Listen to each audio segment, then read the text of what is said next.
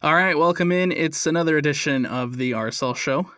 I'm Alex Napoles. That's Carson Lantz. No Josh Clark today, going on a trip, and so he was unable to make it today. But no problem. Me and Carson have you covered with the latest and the greatest with Real Salt Lake. Carson, how you doing, man?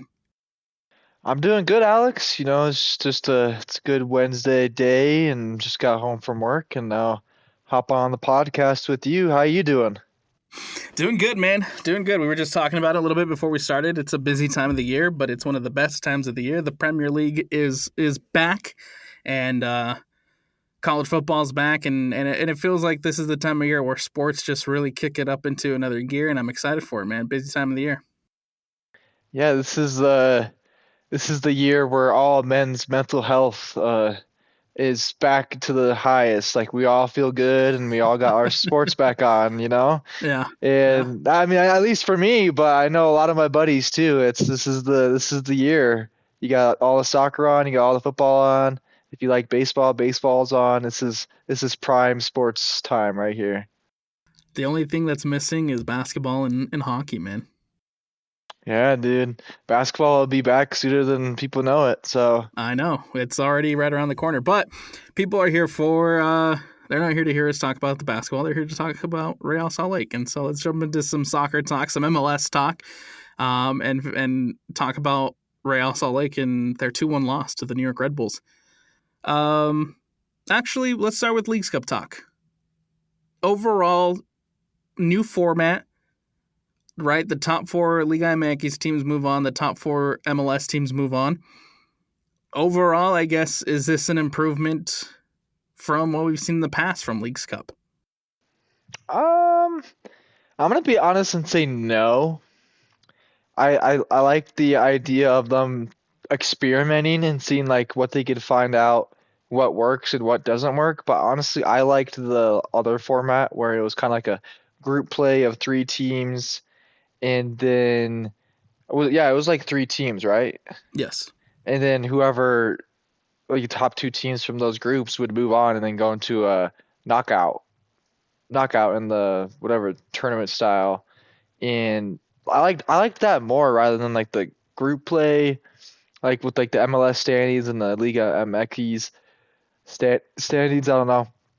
I just like because then you get like literally you could have a team like RSL who went to penalties versus Club America, and then went to penalties versus San Luis, but lost in penalties, so they still got to like so like they basically technically didn't lose a game, but But you still didn't make didn't it through. Yeah, but but you still didn't didn't make it make it through. through. So it was Yeah. like I don't know how I feel about that. So that's where I'm at with the new foam rat. I think the biggest issue for me with the old format was just the fact that you took a month off of league play. And I mean, we've talked about in the past where the post Leagues Cup hangover hit Real Salt Lake, and it always hit them hard. And I like this better because I like this format better in the sense that once you finish Leagues Cup play and once you are eliminated, you don't have to worry about taking 2-3 weeks off. Right, you're right back into competition. You're right back into game, and there's hopefully not a big drop in form like we've seen Real Salt Lake have in the past. Right, you lose to, or you beat Querétaro on Wednesday night, and then you move on and you take on the New York Red Bulls on Sunday night or on Sunday afternoon, and so you're right back into league play even after being eliminated from the League Cup. I think in the sense that, yes, it's unfortunate that Real like technically didn't lose a game, but yet you don't have that opportunity to qualify, right? It's a gauntlet that you have to run through. You basically have to win two games and at least win one in penalties to even have a chance, right? And then you look at a team like Columbus, who I think even did that. They won two games and they lost one in penalties and they didn't even qualify. That's crazy. That's just crazy to think about. And so I think there's a lot of positives for me, but there's also still a lot of negatives. And there's also that takes a lot away from from allowing more teams to qualify. But at the same time, I do like that you're right back into Major League Soccer play, and you don't have to wait 2 to 3 weeks to go to play competitive soccer again. Yeah, I can totally get behind that. I can see why you would like this new format where they play those three games in a week and a half, and then if they move on or they don't move on, they're still back in the league play just like that. So they don't have that hangover, like the Leagues Cup hangover, like you said. So I honestly really like that a lot more. I feel like that month they took for the Leagues Cup back then always felt like an eternity. It And really did. so, and like it would be like after maybe like 2 weeks of Leagues Cup, like you would already be bored of it, and especially if your team's not doing good. But I mean, I really liked it when Messi first came to the MLS, and then they had Leagues Cup, and Messi, he played his first game, scored a free kick, and then obviously I think what they made it all the way to the finals or something. Yeah, they won it. Yeah, and they Or no, won no, no. it. Sorry, they lost to Nashville. Yeah, and then they ended up winning it the next year, right? Or no, they beat Nashville. Sorry, they beat Nashville that year. Yeah, but I just think of that and the nostalgia of when Messi first came around. I really liked the idea of Leagues Cup, but at the same time, it's just like it feels like I feel like the Leagues Cup is still really controversial in my mind. It just feels like a cash grab tourney for the MLS and Liga MX as well. But I don't know. They're experimenting, trying to find ways to make it so it's not like this huge like in the way of the season like it was Yeah, the past two seasons. So I like that they're trying to make it better. yeah. I agree 100%. I like the step that they took to make it better this season. There's still, I think, a lot that can be changed and can be fixed to make it a little bit more fun. Like maybe, you know, you keep the 4 and 4 that qualify, right, into the winners bracket, but then you take the next 4 and you make like a consolation bracket, so that way you get a little bit more teams and a little bit more games. Yeah, That one, I feel like that wouldn't be too bad of an idea, right? So yeah, right now you have Seattle, Inter Miami, LA Galaxy, and Orlando who all advanced. That's the 1, 2, 3, and 4. Liga MX side you have Toluca, Pachuca, Juarez, and Tigres who all advanced and made it into the next round. But you take the next 4, right? That would be in MLS's case Portland, Columbus, LAFC, and the New York Red Bulls, and you make them play a consolation bracket against the other 4, right? And so that way you have 8 teams qualifying. And I know it's a little bit different. And it's not a winner's bracket per se, but it would still allow more teams to qualify and allow you more games. I feel like that might be a way to change things and fix things a little bit. But then at the same time, right? If you win the consolation bracket, what do you get? What's the prize there? What's the incentive to play this consolation bracket, right? yeah, So I think in theory it's a step in the right direction. The new format that they did, I enjoyed it. We'll see what changes they make next year because it seems like they're changing something every year. yeah. I like Leagues Cup, and I feel like a lot of teams take advantage of it, and they play some of their up and coming younger talent as well. So I like that you can use Leagues Cup for that to develop youth, and especially against top teams from Mexico. Like Mexico teams aren't bad as at all. So I feel like these games are perfect games. They're not league regular season games, and like always because like around this time of the year, teams are pushing for a playoff spot. So it's like obviously they're not going to probably want to play their young guys that are up and coming or not regular first team players yet. And so I like the idea where that they can maybe play 2 to 3 younger guys and get them some experience versus these Mexico teams. Did we learn anything new or did we learn anything different from Real Salt Lake from those 3 games playing Liga MX competition? Um, this yeah, I feel like it's been the same conversation with Mascheroni ever since he started being the coach. Is just rotation. Um, I feel like we really expected rotation versus I'm gonna botch to say their name, but what was the third team we played? Querétaro. Querétaro. Yeah, see, I don't. I just can't. Yeah, I just can't. it's close. It's Yeah, close. yeah, yeah. But I feel like that was not like we didn't need to try in that game. You know what I'm saying? We didn't need to put out a first team, Right. and we still had the likes of Gozo. I think Gozo started in that game, right? But like we had the likes of, for example, Luna. Luna was playing, and then like I think we always see Emeka, Ojeda, and Ruiz every game, and that's another thing too. It's like we keep seeing the three consistent midfielders. Those guys, those guys need a break, and like we gotta find a fourth guy that can come in and at least give one of those guys a break. There is a fourth guy, Yeah, but Calscan but was he's playing hurt. right. But he's playing right Yeah, back. and so that's but I would say that something that we learned, and it's still a problem, is Paulo Mastroeni's rotation and lack of subs as well. His subs management is very bad. See, no, and I took from the Querétaro game. First, Brian Ojeda's goal was phenomenal. Yes. Um, he had an absolutely fantastic tournament, just all around. But I feel like after that Ojeda goal, after you go up 1-0 at home, I feel like there was, and you know, the unfortunate thing is, again, because of this format, right? Before you even kick a ball, before you even start the game, you're already eliminated.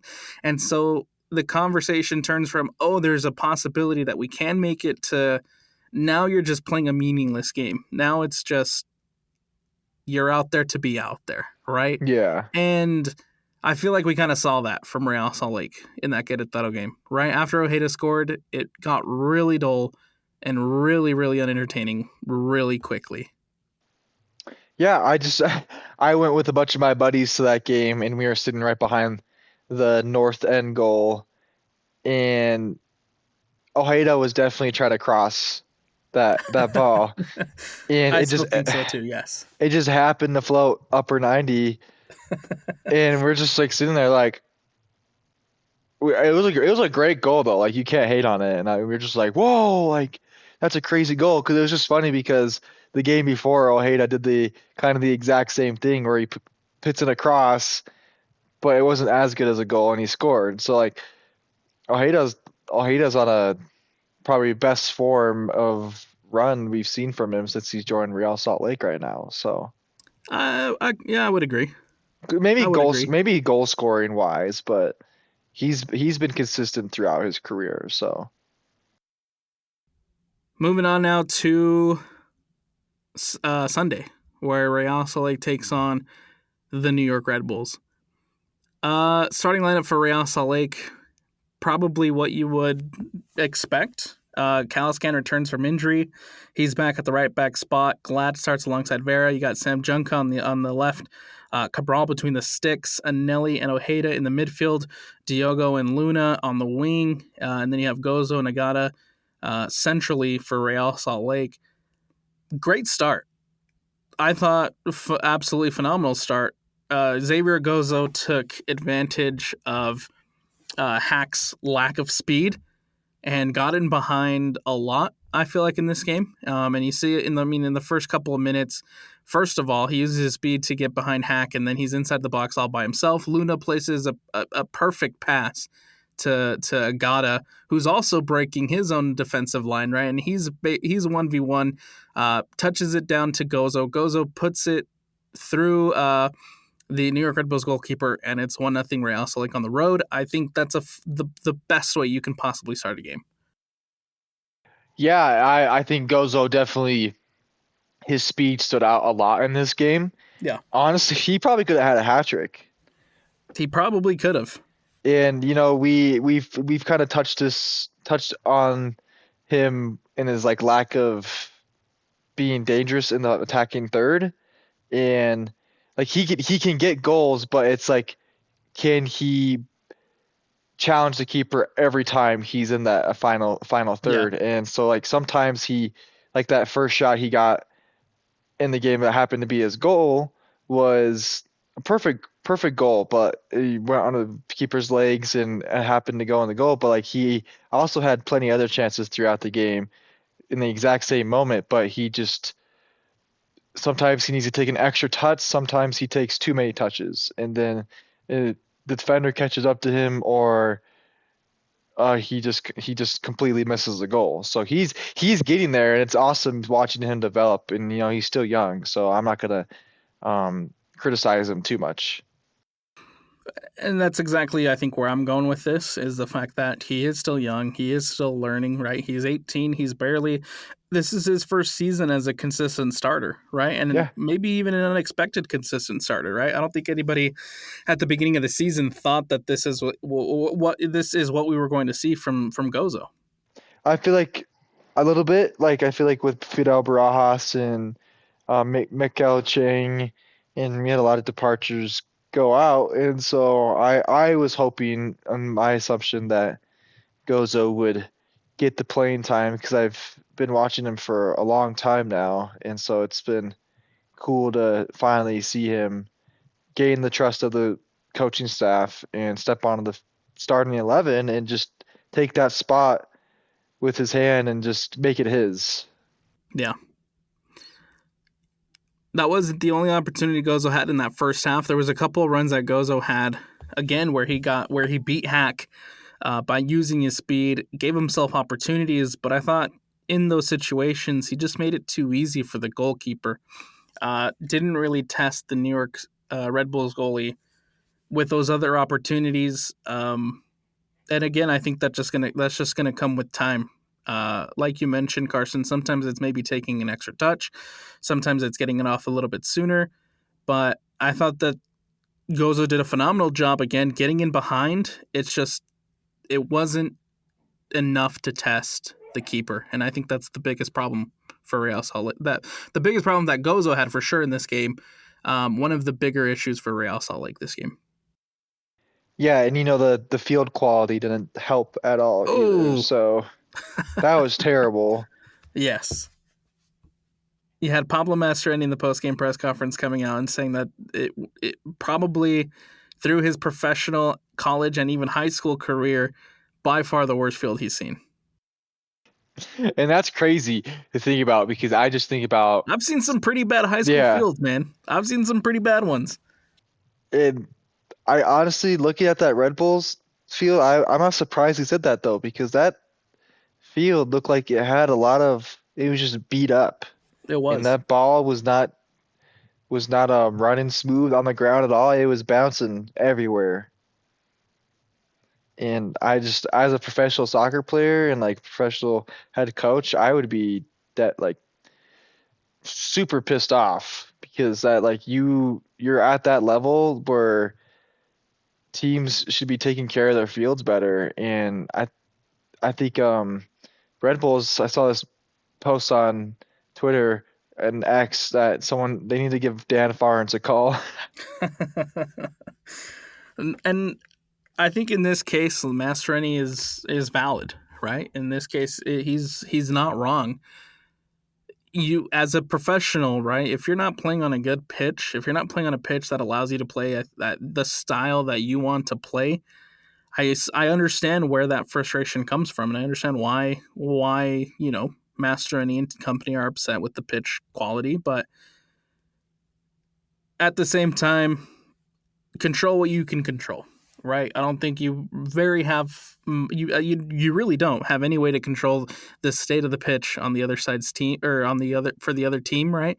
And so figure out ways to adapt is what I would say in this one.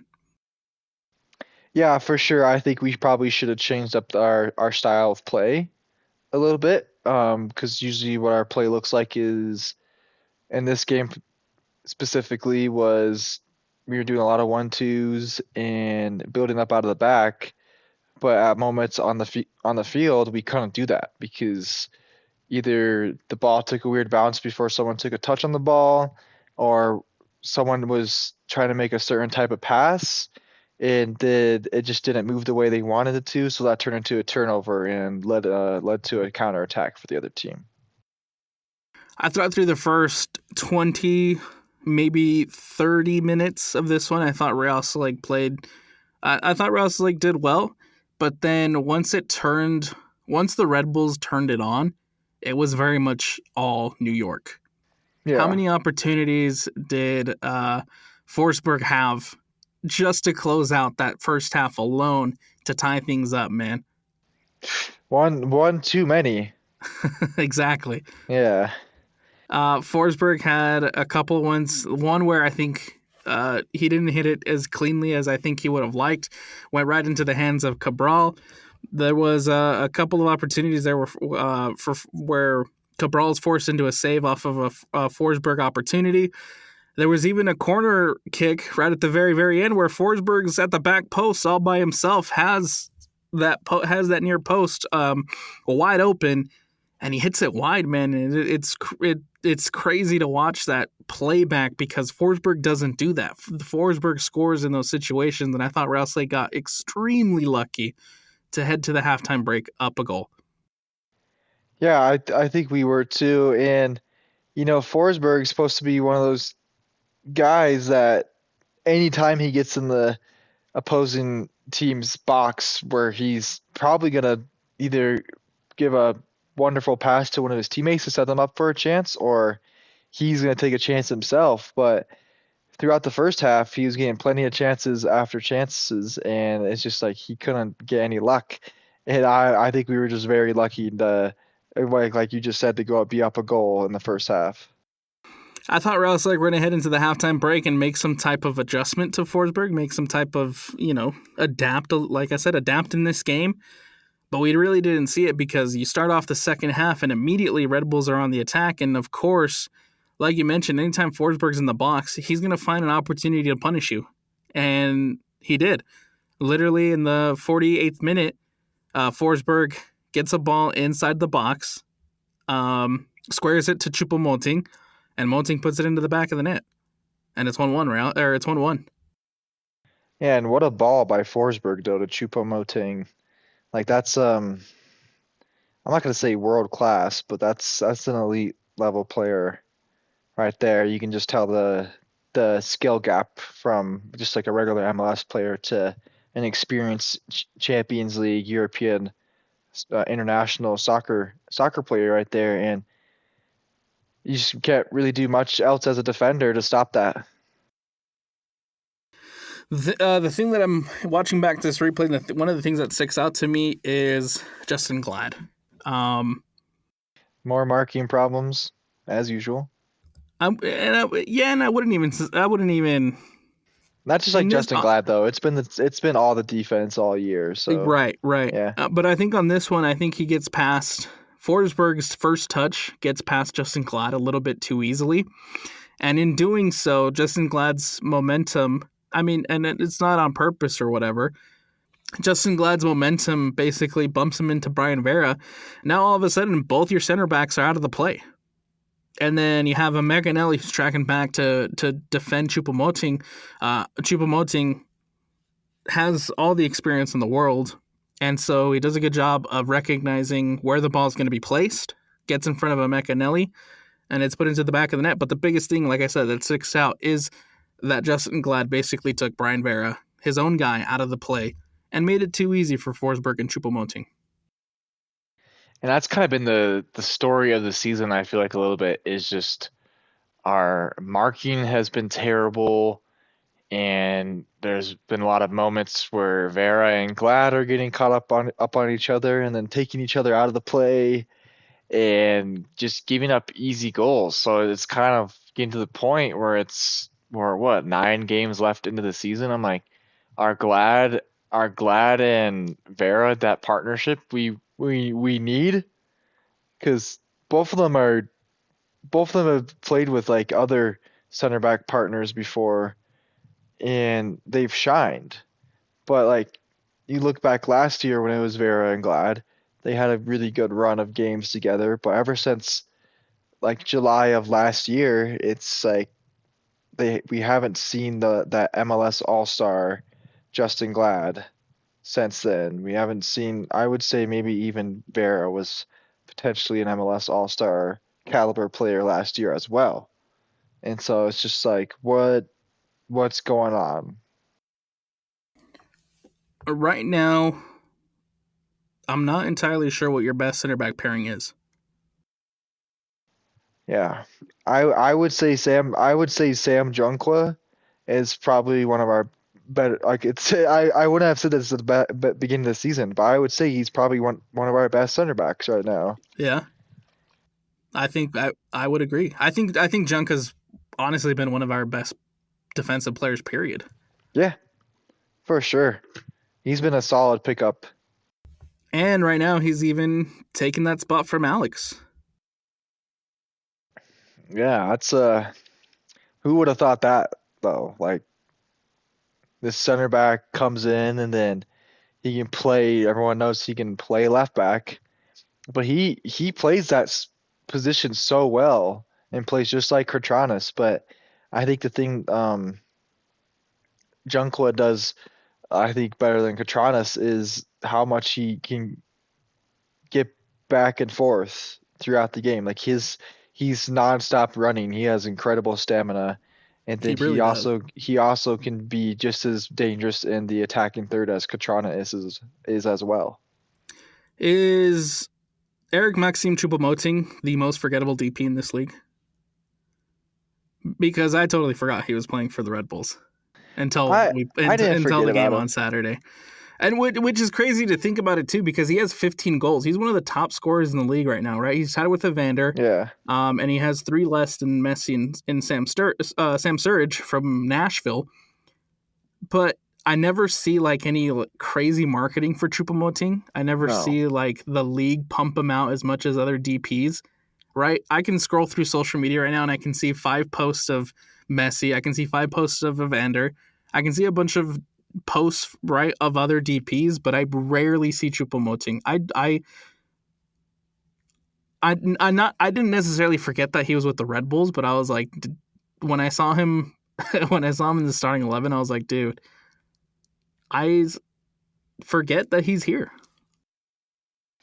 Yeah, I think he's always just been kind of one of those players throughout his career, though. Like, he's always secretly scoring consistent goals throughout every season he's been in, Right. but he's just not that like star, flashy player that everyone enjoys to play. You know, he's just your I would say traditional striker who can hold up the ball and bag goals when you need, and he's really good with his feet, but he's just like he's not that Zlatan type striker where he's talking a lot in the media. He has that Zlatan flair where he can basically score from anywhere on the pitch, Or I don't know who I really else I can compare that to, but he's the type of guy who I feel like keeps his head down and goes out onto the field and gets the job done.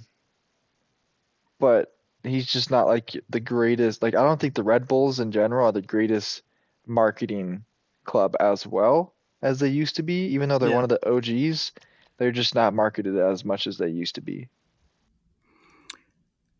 It feels like the second half kind of hits a little bit of a lull. A couple opportunities for the Red Bulls here and there, maybe 1 or 2 from Real Salt Lake, but the next big play comes in the 80th minute, and from there the game just becomes unhinged. Choupo-Moting goes down inside the box. Brian Vera makes the challenge, a soft challenge, but it is the right call. It is a penalty, and Choupo-Moting steps up. And what happens, Carson? Hey, Cabral does not fall for the panica, man. He was not How phased at all. the guts. It's 1-1, right? It's the 80th minute. This is your chance to win, to essentially ice the game and win the game, and you decide to go Panenka. I don't understand why you would try that there. I really don't. It's No. 1-1. It's the 80th minute. Go for the winner. And I get, it's one of those interesting situations because, right, if what happened, right? Cabral comes up with the save. We're having this conversation. Why would you do that there? But at the same time, if it works, we're having a completely different conversation where we're saying, oh, the guts on him to freaking try a Panenka and score a Panenka there in the 80th minute. Yeah, he would have been over social media for that, for sure. But Instead, he's on social yeah, media for the wrong reason. yeah. I think he just tried doing too much. He obviously was full full of confidence. You know, you got this dude coming from Bayern Munich into the MLS. He's scoring goals. He's thriving, but then he didn't know who he was up against. He was up against Cabral, and Cabral did not fall for it. Cabral got in his mind and read it all the way. I will say I do like Cabral's approach to penalties, where Yeah, I do he's too. He's where he's annoying. standing on one Yeah. side and he's pointing at the corner, right? And he's saying, "Hey, you're gonna kick it right here. You're gonna kick right here," and the mind games, right? I feel like you know in a penalty situation, right? You gotta have some kind of edge. You gotta have some kind of mental edge, the way that Cabral does, right? You see it with Emi Martinez, right? With the Yep. Argentina national team, the mind games, and Cabral does a good job of it, man. I like his approach to it. Yeah, I'm just happy he's on our team because if he was on any other Exactly. team, I would hate him. Exactly. You Yeah. love to see it on your side. You hate to see it for another side, right? I remember, watching one of Emi Martinez's shootouts. Was it against Colombia?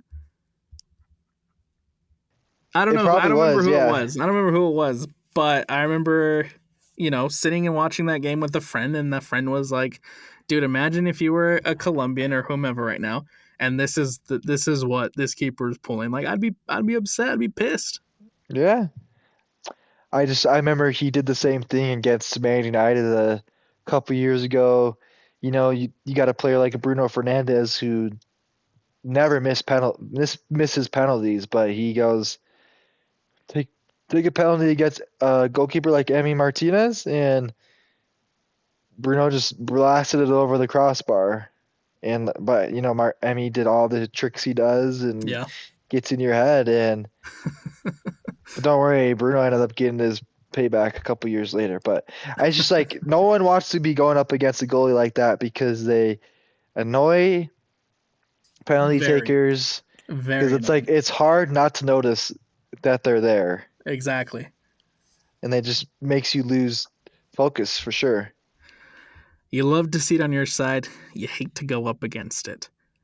Cabral does a great job. Again, comes up with a save on the Panenka. Keeps this one at 1-1. Keep in mind, VAR decision here going against Real Salt Lake. As, again, though, I will say it is the right call, but that is the first VAR check that goes against RSL. Moving on to the 84th minute, moments after the save, one of the Red Bulls players plays a ball up the sideline, tries to get it back out wide to Kyle Duncan. Duncan and Luna get tangled up. The center official runs over for the foul, and immediately shows Luna the yellow card. A lot to break down on this play. Carson, I think you did a phenomenal job on Twitter breaking it down. Break it down for us right now. Okay, so this is so the first thing I noticed because it kind of everything happened so quickly, Alex, Yes, it did. when this play happened. So it was kind of like I know we were texting back and forth, and we were kind of like, what the heck is going on? Like, what just happened? Basically, we were both in shock. Right. And the first thing I noticed when I go back and I watch this foul is Kyle Duncan. So like Kyle Duncan and Luna, both of them aren't playing the ball at this point. Kyle Duncan sees Luna's in his way. He wraps his arm around him, and then Luna arm around his neck, and then Luna kind of just like basically like just kind of like bear hugs him, and they both go down together in a way. And not even really bear hugging. Like Luna had his arm stretched out, so it was like Luna kind of just got taken down. But then the one thing that stands out to me is the AR. The AR is pointing in the direction in favor of RSL. He is calling the foul on Kyle Duncan and giving Diego Luna the ball. Exactly. But then you look at the center ref, and the center ref comes over and gives Diego Luna Right. a second yellow and sends him off. I think that's my biggest issue with this play. Yes. It's not even the violent conduct that we'll get into here in just a moment. It's not You know, it's not the I guess it's not the red card. It's the fact that the AR is also whistling for the foul, whistles it in the direction of Real Salt Lake. His flag's going RSL's way, but the center official comes over guns blazing, doesn't even confer with the official of what happened. And I understand, different vantage points, right? He probably saw something different from his angle. I get that. But consult with your AR, because the second that yellow card comes out, it's game over for Diego Luna. You can't review it. You can't rescind it, right? The deed is done at that point. I think it's unfortunate. I don't think he should have been sent off. But the biggest issue that I have for this is the fact that the ref came over, pulled out the yellow card without consulting his assistant, and made that final decision that I think ultimately, plagued Real Salt Lake. Yeah, and that's what concerns me the most, is that referee was so quick to give Diego Luna a second yellow card. Yes. Before reviewing the play on VAR in general. Right. Because as we know, he gives Diego Luna a yellow card, and then play proceeds for like another 3-4 minutes, and then 2-3 minutes, which is ridiculous to think about, that it took that long for VAR to say, hey, Kyle Duncan might have violent conduct. That's not what I'm talking about. Oh, I'm talking about the previous VAR decision. Okay. Because think about this, right? Luna, on one hand, I am upset with the official because he came over guns blazing, didn't talk to the official, right? Yeah. But you also have to remember that 2 to 3 minutes ago, Luna had just gotten a yellow card for getting in the official's face. So Luna had already set himself up for failure. Yes. The ref was already, in his mind, targeting Diego Luna. Yes. Because 2 minutes ago, when Choupo-Moting Panenka's that penalty, there's another VAR decision, and Luna gets up in his face, and he has to be shown a yellow card. So that's already imprinted in the official's face. Then you go 2 to 3 minutes later, right? This play with Duncan, Luna's already obviously we don't know. And I think that this is one of those situations where I wish there was some type of availability and some type of way we can hold referees accountable, right? Get them in front of media and allow us to ask these type of questions. But to me, it seems like in his mind already, he's already has a target on Luna's back because of what happened 2 to 3 minutes ago with the other yellow card. So the first thing he does when he runs over, of course, is show Diego Luna that second yellow. Which is absolutely, that's totally unprofessional from a professional referee to just give out a second yellow card just like that because of a previous play where Luna might have said a couple of not so nice words to the referee. Exactly. But in a crucial game where it's in the dying minutes, and any decision you make is going to probably be game altering, you shouldn't be giving out that yellow card like that so quickly without reviewing it first. That's the issue. Is I now we go into the whole other conversation where a situation like this should be reviewable as far as VAR goes, because a second yellow, I understand, not reviewing yellow cards. That part I get. But when it is a second yellow, when it is a game-altering decision, when you come back and you send off somebody second yellow, I feel like that should be reviewable. And I know FIFA is trying to change those rules. Currently, they're trying to look at that for the upcoming World Cup. But that's one of the issues I have with VAR is the second yellow rules, right? I feel like those should be reviewable. Yeah. And my thing is, though, obviously I think it's stupid that second yellows aren't reviewable, but I also am more upset that the referee didn't go to VAR at first to review the play in general, to see, all right, who needs to be carded and who needs to be red carded, or just who was the foul on and everything. You know what I'm saying?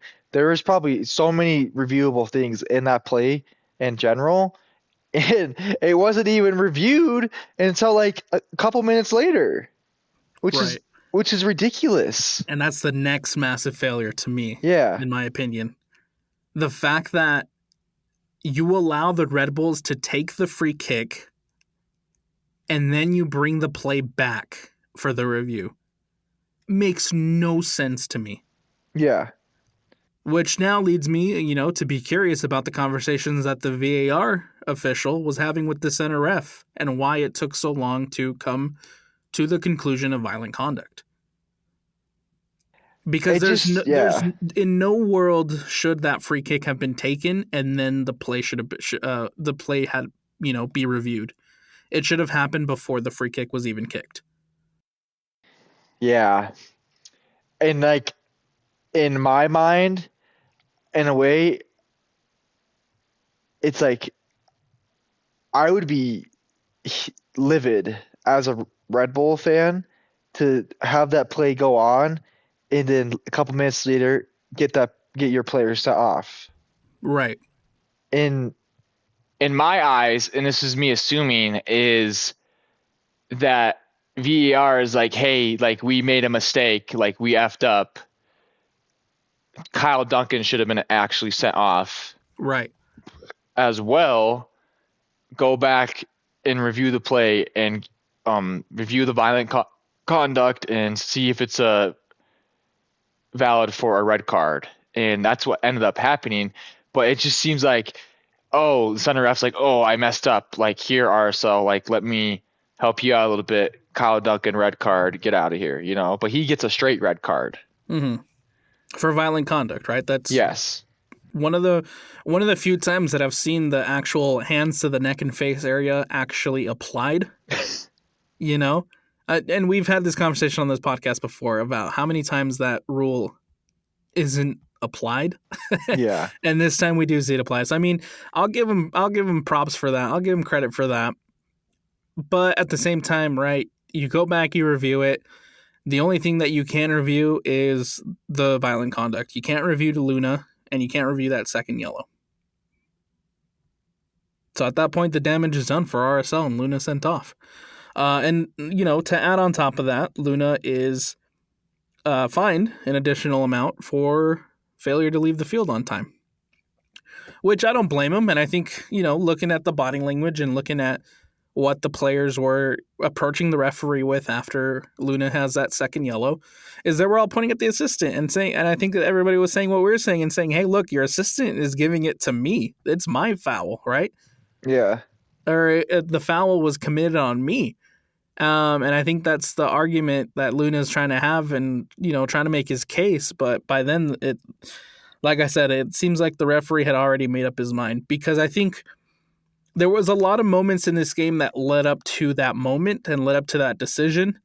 And like I said, I think the ref already had that target on Luna's back. Yeah. Because you go back to earlier in the game once Ruan Cruz subs into the game, and immediately there's an entanglement with him and Tim Parker. And Luna also had a poor reaction to Tim Parker and also got up in Parker's face. And right, there was already moments prior to, I think, all this happening that the game was already boiling over. The frustrations were already set in for Real Salt Lake.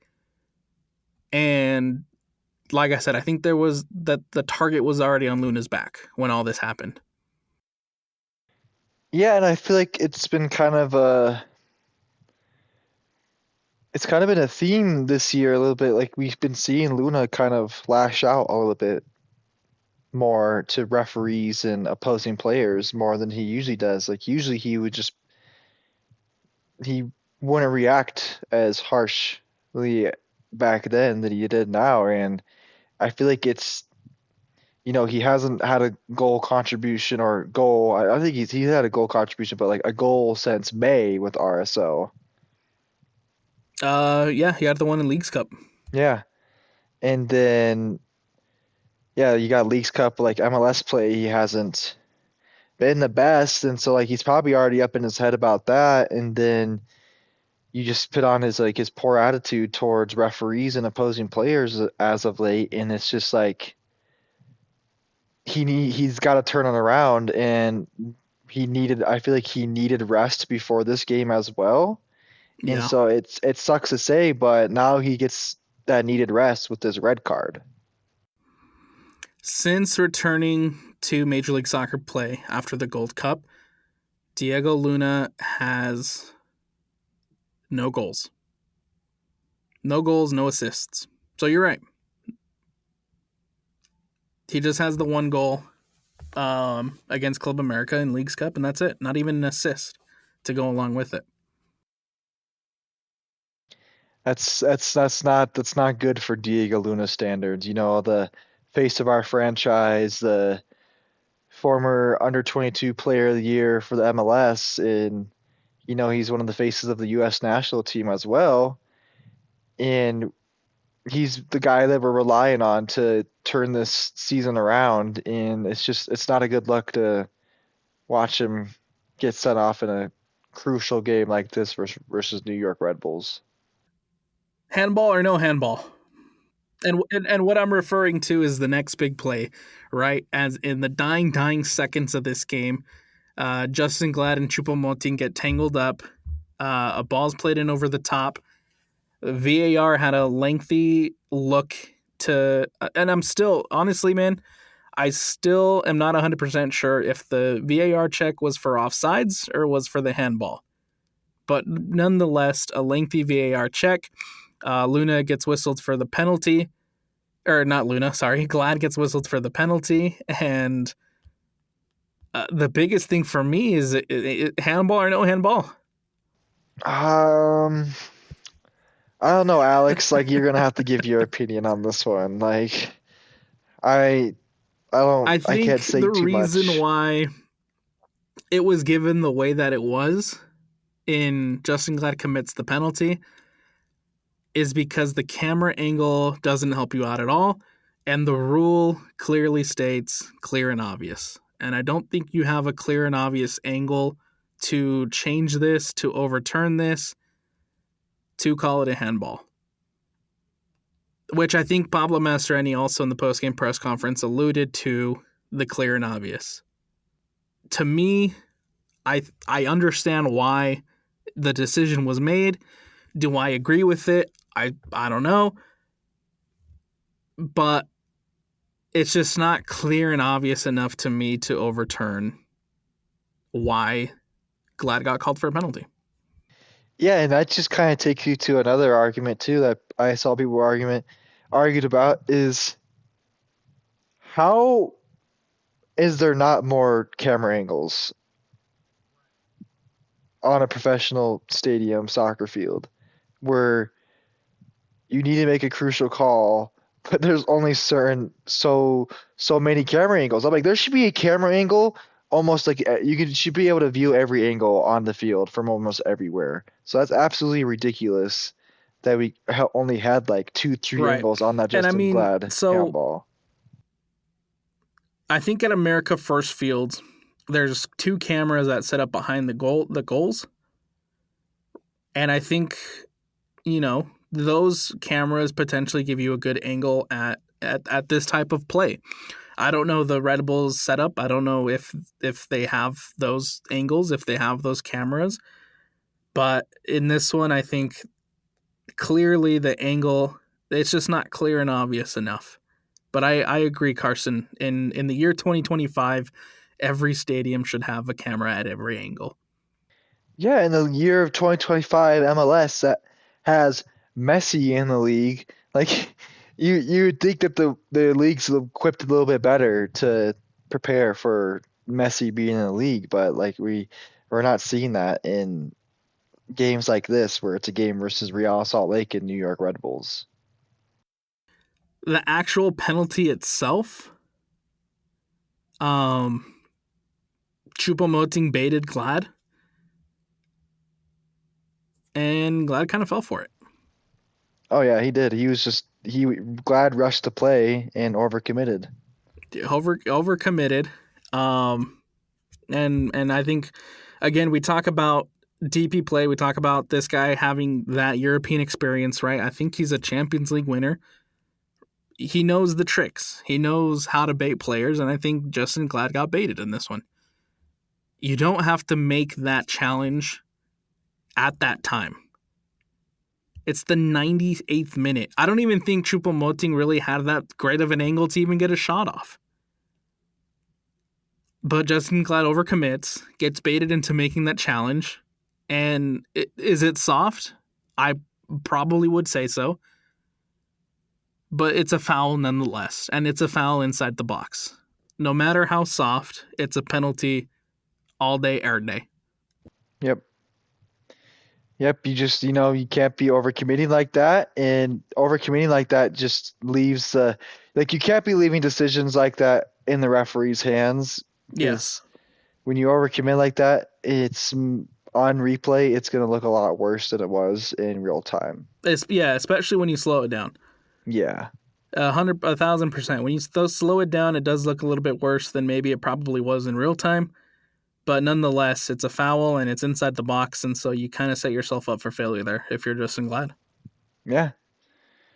I don't know, expect better from Glad, but, you just got to live and learn and move on.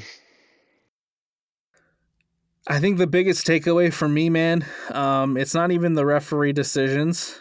Do I agree with them? I think some of them I don't, some of them I do.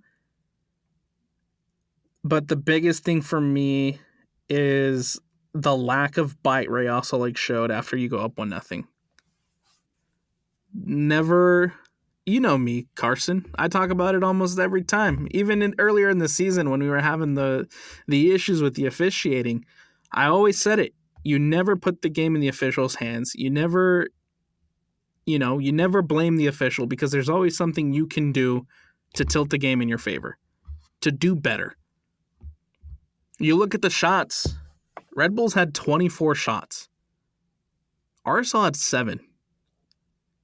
That, to me, is a bigger issue than the officiating. You had a couple of good chances in the first half, but really in that second half, you didn't do much of anything. Besides, take Choupo-Moting down inside the box twice. Yeah. There's a lack of grit and bite. Like we score in the first 3 minutes. Why not build onto that momentum rather than decide to sit back the rest of the game and put the game into Red Bull's hands and be like, all right, well, we're up 1-0, 3 minutes in the game. Come at us. Do your best. Maybe you'll get a point or 2 or 3 from this game, but we're just not gonna attack you the rest of the game. We did what we wanted to accomplish, and Red Bulls took advantage of that. I know it's easy to sit here, and I know it's easy to get on social media and go after the officials, because, like I said, the Luna call, I don't agree with. But it's not about the officiating. It's about the lack of attack after you go up a goal to nothing. Yeah. It's about being outshot 24-7, and even big chances. Like Real Salt, I think only created 2 in this game. That's just I don't know. I hopefully Ruan and Victor can starting together sooner than later and turn something around up top, because I'm not even I wouldn't even say that. Maybe Ruan and Victor can start starting soon, because Gozo's been playing very good, but he's going to probably be gone in September for the Under-20 World Cup. So we got to prepare for Gozo to be gone, and so hopefully we can get Victor and Ruan going sooner than later. I think another thing that stands out to me from this one, not aside from the lack of attacking creativity and the lack of getting forward and getting more shots off than just 7, is I in this one, I don't think I've seen Real Salt crack this bad mentally. Yeah. And getting this frustrated in a game than maybe last season when you lose 2-1 at home to Colorado. Yeah. I think one of the things that Real Salt Lake has been really, really great at under Pablo Mastroeni has been mentality warriors. It's the X-Dog. It's being, is being mentally tough in frustrating situations. And I think that's when Real Salt Lake has success. And in the games where you get frustrated, in the games where you lose the mental game, the mental portion of it, and you start playing undisciplined soccer, I think that's when you see performances like this, and you see situations like this where Real Salt Lake get hard done by bad calls and get hard done by officiating decisions like we saw on Saturday. Yeah. Or excuse me, Sunday. Yeah, I'm not one to complain about our reffing too much, but this last game was kind of my breaking point. Yeah. Where I'm just like, this is the worst refereed game I've ever seen ever that I've watched, and so I had to say something about it and not be silent, because that was absolutely ridiculous from Pro. Yeah. And the MLS. That was a terribly reffed match. Well, if it makes you feel any better, Carson, you're not the only one who had this type of reaction to officiating this past weekend. I don't know if you saw the Vancouver game. Yep. But that one was a straight robbery. Yep. I've heard there's actually been a lot of teams getting unlucky recently with referees, and it just sucks to say, because I don't even know. It's just, we expect better from these trained professionals who are getting paid for their job, and they're not executing the way they should be. I agree. And I think the league agrees with you at some point, to a point too, Carson, because that official from the Vancouver game is supposedly getting looked into. There's actually an investigation looking into the Vancouver official. I forget his name. After what happened this past weekend against San Jose. If you're not in the know, I highly suggest heading over and watching the Vancouver San Jose highlights from this past weekend, because you thought the Luna decision was bad. Go look at that penalty decision, man. Oh my gosh. And the fact that VAR looked at it, the fact that he went to the screen to look at it and didn't overturn it, is insane. So it's not that Real Salt Lake wasn't the only one who had officiating issues this weekend. This Red Bulls game, wasn't the only one that had officiating issues this past weekend. It's something that I think consistently pops up in the league, and I think it's not a good look when the officials like this are the topic of conversation week in and week out. Yeah, it's a terrible look, because you just want to be have the fans are supposed to have fun and posting about the league, and the one thing that's getting posted about is negativity and how the referees are just absolutely terrible at their jobs. Yep. Yeah. Yep. Any final takeaways? Any last takeaway from this New York Red Bulls versus RSL game? No, I don't got any. I just I feel really disappointed from this game. Not really just in the team, just in the game in general. I'm really disappointed, and so I'm having a hard time just pinpointing anything from it. So let's take a look at other scores around Major League Soccer. On Saturday, August 9th, Montreal and Atlanta United draw 1-1. New England with a 2-0 win over DC United. Philadelphia with a 1-1 draw against Toronto FC. Austin ties 2-2 with Houston. Another 2-2 tie, this one between Chicago and LAFC, who, by the way, debuted Heung-min Son. Dallas with a 2-0 win over the Portland Timbers. St. Louis City with a 3-1 win over Nashville. Sporting Kansas City loses 2-1 to San Diego FC.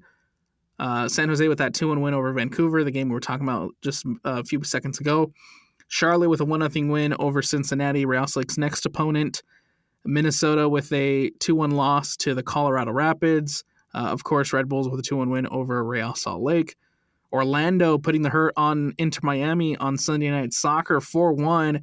Phenomenal performance by Orlando in that one. And then Seattle with a 4-0 win over the LA Galaxy, which means in the Western Conference, sitting at the top of the table is San Diego FC with 49 points, Vancouver in second with 45, Minnesota in third with 44, fourth place Seattle with 41, fifth LAFC with 37, sixth Portland with 37, seventh place Austin with 34, eighth Colorado with 33, and ninth San Jose in the last playoff spot at 32. Real Salt Lake just below them in 10th place with 31 points.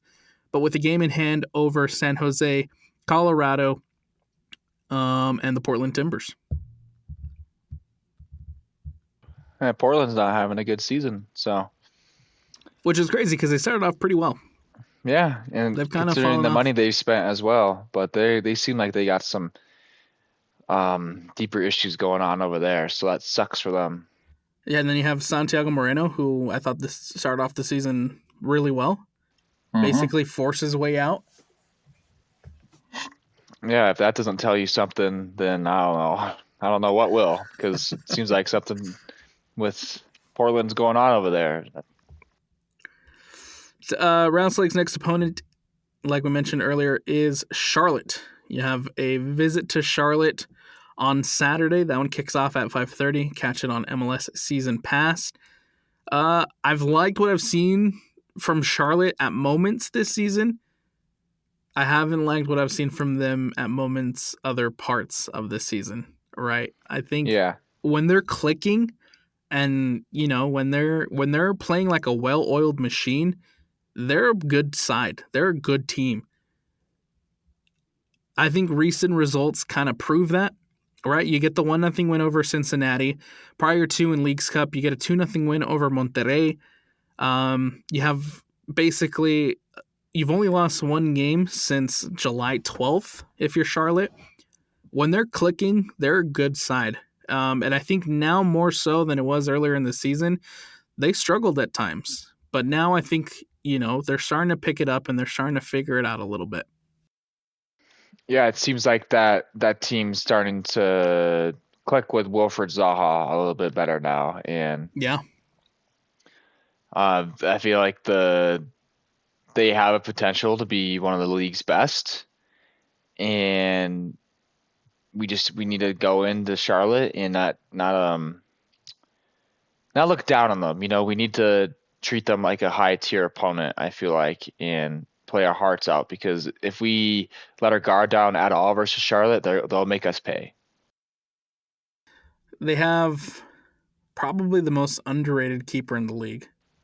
Oh, for sure. And I say underrated because honestly, he's been one of the best over the course of the last 2 years. I think he won goalkeeper of the year last season, but still nobody talks about the Croatian enough. No. He's always playing lights out, leads the league in saves. He's been absolutely phenomenal for Charlotte, and doesn't get enough love, man. Doesn't get enough love from the league. Isn't one of the bigger names in the league, but man, he's on fire lately. Yeah, I totally agree that he deserves some more attention. He's not an American goalkeeper, so he's not getting looked at as much as like Matt Freese, and you know, obviously you got Matt Turner back in the league, and then now Charlotte has Drake Callender as well. So it's wild. It makes me think, well, where's the current goalkeeper going to go to? I think Kalina's staying, man. I guess Drake Callender must just be a 24/7 backup. It seems like now. He's just gonna be a backup because That's I don't crazy. see Charlotte. Unless there's like an offer for him or whatever, I just don't see Charlotte moving on from Kalina. Yeah, I can see that. Predictions? Question mark. Let's say a 1-1 draw. I'd be okay with a 1-1 draw on the road. I think if you can bring back any type of points, it would be super, super beneficial for Real Salt Lake. I'm gonna go a little bit crazy here, and I'm gonna say 2-2 draw. Okay, that's exciting. Yeah, No, I'm gonna say 2-1 win Real Salt Lake. Hey, Yeah, I'm gonna go win. I'm feeling good. I'm feeling confident. It's a cross-country trip, which those historically Real Salt Lake aren't the best at. So what better time to break some bad juju and go in on the East Coast than to beat Charlotte and come back with 3 points, man. 3 points that you desperately need right now. Yeah, I would not mind that at all, but I'm just gonna stay optimistic with my 1-1 draw choice, and just hopefully we bring home a point. Pessimistic, maybe. I don't know about optimism. Optimism is me saying they're going to come back 2-1. Okay. Pessimistic. Again, Rouse Lake taking on Charlotte 5:30 on Saturday. You can catch that one on MLS Season Pass. Carson, anything else that you want to add? You want to throw out there before we wrap this one up? No, I just am hoping for a better result on Saturday, and I'm really eager for this team to get back home next week versus Minnesota. Is that correct? That's right. Yeah, I'm really itching for a home game. It always sucks going a couple weeks not being at home, so just gotta stay patient. And with that, that's going to do it for us here on the RSL Show. Don't forget to go like, don't forget to go follow, don't forget to go subscribe, don't forget to go do what you have to do to follow the RSL Show for the best RSL content. And we'll talk to you guys next week after this Charlotte game.